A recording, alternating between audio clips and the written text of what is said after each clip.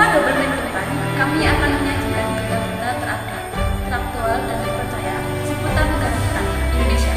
Bersama saya, Jevena Amanda. Inilah berita selengkapnya. Indonesia menjadi tuan rumah untuk acara sidang transisi energi G20 atau Energy Transition Working Group atau yang disingkat ETWG di Yogyakarta pada 24 hingga 25 Maret 2022. Sidang ini dihadiri oleh perwakilan dari negara-negara anggota G20, 10 negara undangan, serta 8 organisasi internasional. Menurut keterangan Kementerian Energi dan Sumber Daya Mineral atau ESDM, sidang ini membahas 3 isu prioritas transisi energi, yakni aksesibilitas, teknologi, dan pendanaan. ETWG juga membahas bagaimana menciptakan energi yang terjangkau dan berkelanjutan, serta strategi peningkatan pemanfaatan teknologi untuk pembangunan industri bersih, integrasi energi terbarukan, dan efisiensi energi. Untuk pembahasan lebih lanjut mengenai visi dan kelanjutannya, kita sudah terhubung dengan rekan kita di lapangan, Rebecca Christy, yang sudah bersama dengan narasumber kita yang akan menjelaskan secara langsung. Waktu dan tempat saya bersedia. Ya, terima kasih Jevena. Saya Rebecca Christy. Hari ini saya sudah bersama dengan 2 narasumber yang sangat hebat ini. Yang pertama di kanan saya ada Agnes Priscilia yang merupakan seorang ilmuwan internasional yang baru saja pulang dari Kanada untuk membagikan beberapa hasil penelitiannya mengenai kelistrikan dan alternatif energi baru terbarukan di PLTA.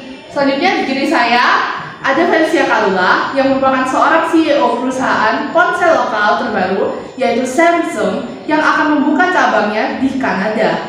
Selanjutnya bagaimanakah jelas hubungan kerja kedua tokoh ini? Mari kita simak penjelasan dari kedua tokoh berikut. Berikut merupakan penjelasan dari Agnes Priscilia. Ya, terima kasih. Jika dilihat secara per kapita, negara anggota G20 memiliki tingkat konsumsi listrik yang cukup besar, dengan angka rata-ratanya berkisar antara 5 sampai 6 MWh per kapita pada tahun 2020. Berikut rincian tingkat konsumsi listrik per kapita warga negara G20 pada tahun 2020 yang dihimpun dari data International Energy Agency atau IEA dan beberapa sumber lainnya. Kanada sebagai negara maju berada di puncak dengan konsumsi listrik per kapita tertinggi, yakni 14,5 MWh per kapita. Indonesia sebagai negara berkembang berada di urutan terakhir dengan konsumsi listrik 1,1 MWh per kapita. Sedangkan untuk Uni Eropa sebagai organisasi supranasional anggota G20 tidak masuk ke dalam daftar karena konsumsi listrik anggota negaranya dicatat IEA secara terpisah. Negara anggota Uni Eropa seperti Finlandia, Swedia, Irlandia, Australia, Slovakia, dan lain-lainnya umumnya memiliki tingkat konsumsi listrik di kisaran 5-14 MWh per kapita. Pasokan listrik di negara-negara anggota G20 itu sebagian besar masih menggunakan energi yang berbasis dengan bahan fosil. Baiklah, terima kasih penjelasannya Agnes Priscilia. Selanjutnya, bagaimanakah penjelasan dari Felicia Kalula? Oke, terima kasih. Untuk kebutuhan energi listrik sendiri itu terus meningkat ya setiap tahunnya sekitar 6,9%. Nah, sedangkan sebaliknya untuk ketersediaan energi fosil sebagai sumber energi primer dari pembangkit tenaga listrik itu malah semakin menurun.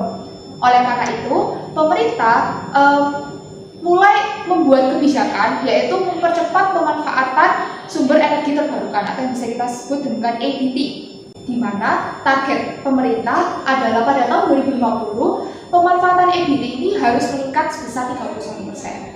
Jadi pemirsa, energi terbarukan merupakan suatu energi yang berasal dari proses alam yang berkelanjutan, seperti tenaga surya, tenaga angin, arus air, proses biologi, dan juga panas bumi.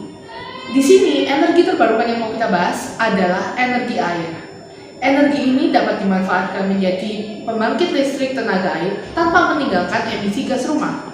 Selanjutnya, mari kita tanyakan kepada kedua narasumber mengenai bagaimanakah perkembangan PLTA di negara maju, terutama Kanada, yang baru saja dikunjungi oleh Agnes Priscilia. Ya, terima kasih. Jadi, Kanada sebagai negara anggota G20 dengan tingkat konsumsi listrik tertinggi ternyata sudah menerapkan alternatif energi baru terbarukan PLTA ini. Bahkan, PLTA pertama dibangun di air terjun Niagara, Kanada pada tahun 1879. Tidak hanya itu, untuk di negara-negara maju sendiri, dari 10 PLTA terbesar di dunia, 2 terdapat di Cina, 2 terdapat di Kanada, 2 terdapat di Rusia, 2 terdapat di Brasil, 1 terdapat di Amerika Serikat, dan 1 di Venezuela. Tidak hanya itu, ternyata 20% dari total listrik dunia ini diperoleh dari PLTA. Dan untuk PLTA sendiri memiliki keunggulan dibandingkan dengan fosil. Mengapa demikian? Karena memiliki masa hidup yang lebih panjang daripada tenaga fosil, yaitu sekitar 200 tahun. Baik Pak, terima kasih. Selanjutnya, untuk Felicia Kalula bagaimana? Berdasarkan data yang dimiliki Kementerian ISDN, potensi sumber energi tenaga air tersebar sebanyak 15.600 MW atau sekitar 20,8% di Sumatera, 4.200 MW atau sekitar 5,6% di Jawa, 21.600 MW atau sekitar 28,8% di Kalimantan, 10.200 MW atau sekitar 13,6% di Sulawesi, 620 MW atau sekitar 0,8% di Bali, NTT, NTB, 430 MW atau sekitar 0,6% di Maluku serta Papua, menyimpan potensi tenaga air sebesar 22.350 MW atau sekitar 29,8% dari potensi nasional. Total keseluruhan potensi tenaga air yang dimiliki bangsa Indonesia sebesar 75.000 MW. Namun, yang termanfaatkan saat ini hanya 10,1% atau sebesar 7,572 MW. Potensi penggunaan listrik ini sangat besar sehingga dapat menunjang penggunaan listrik di Indonesia.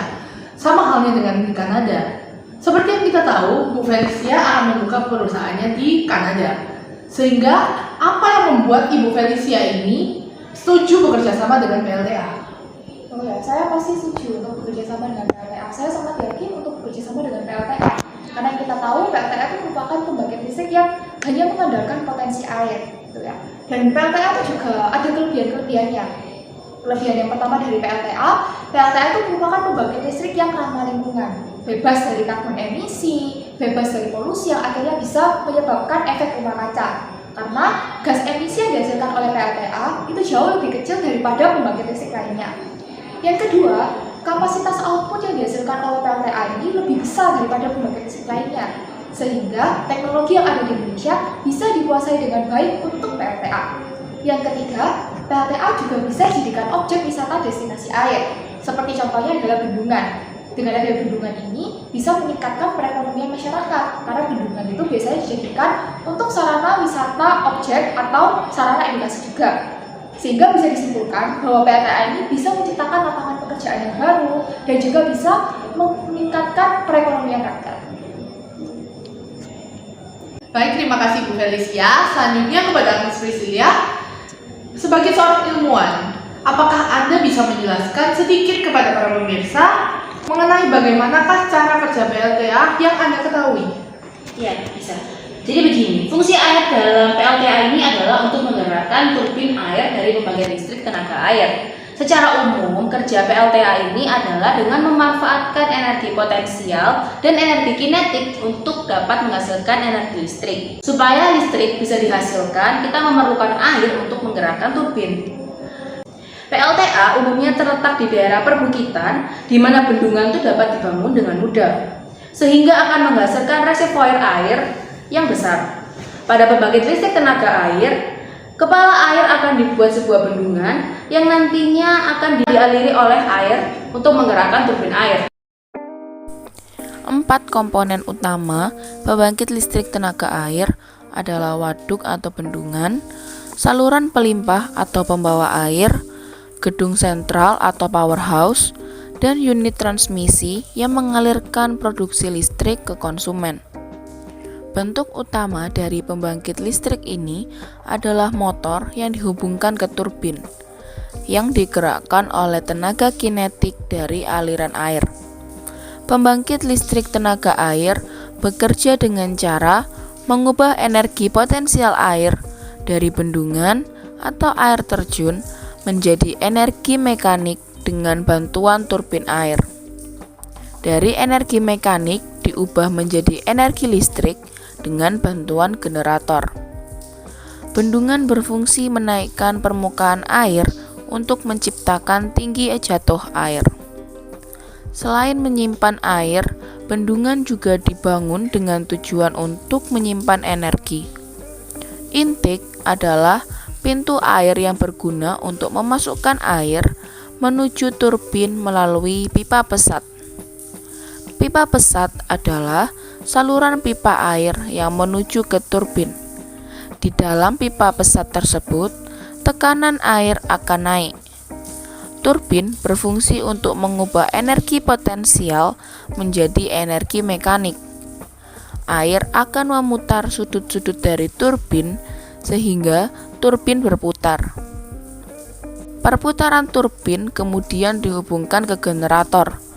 Generator yang terhubung ke turbin dengan bantuan poros dan gearbox memanfaatkan perputaran turbin untuk memutar kumparan magnet dalam generator sehingga terjadi pergerakan elektron yang menghasilkan arus AC.